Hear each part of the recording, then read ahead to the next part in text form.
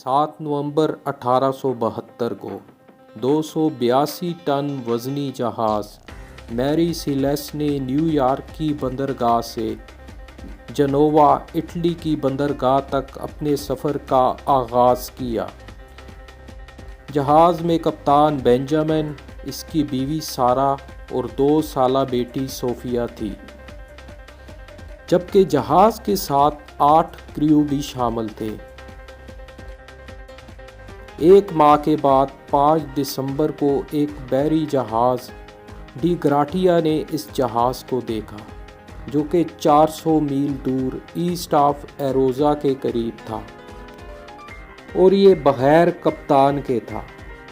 اس کی life boat موجود نہیں تھی اور اس پر لوڈ کیا ہوا سامان جو کا تو موجود تھا، جبکہ جہاز اپنی مکمل اصلی حالت میں تھا۔ ڈی گرانٹے کے کپتان کا تعلق کینیڈا سے تھا۔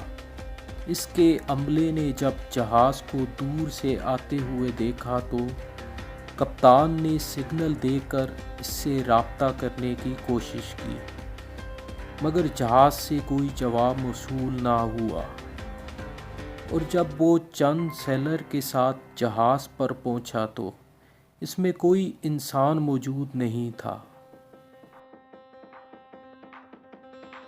ایمرجنسی میں استعمال ہونے والی کشتیاں، لائف بوٹ موجود نہیں تھی۔ جہاز پر کئی ٹن الکوہل لدا ہوا تھا۔ جہاز کے کسی حصے میں توڑ پھوڑ کی علامت نہیں تھی، البتہ الکوہل سے لدے ہوئے 2 ڈرم خالی تھے۔ جہاز کا عملہ اور کپتان کی فیملی کہاں گئے تھے، اس بھید سے کوئی پردہ نہ اٹھا سکا۔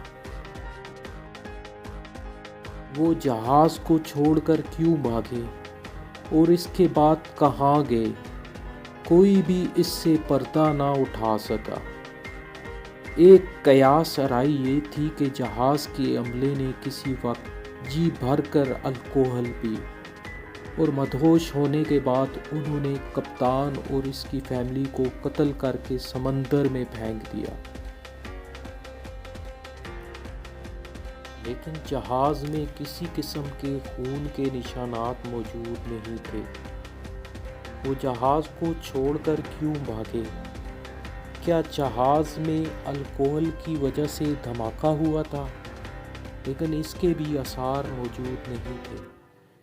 کیا جہاز کسی سمندری طوفان کی وجہ سے ڈوبنے کے قریب تھا اور سارا عملہ کشتیوں میں بیٹھ کر فرار ہو گیا؟ لیکن جو جہاز اس کے پیچھے آ رہا تھا، اس نے سمندر میں کسی طوفان کے بارے میں کوئی ثبوت نہیں دیے۔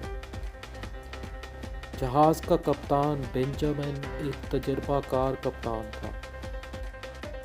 اسے اس طرح جہاز کو چھوڑ کر فرار ہونے کی توقع نہیں کی جا سکتی تھی۔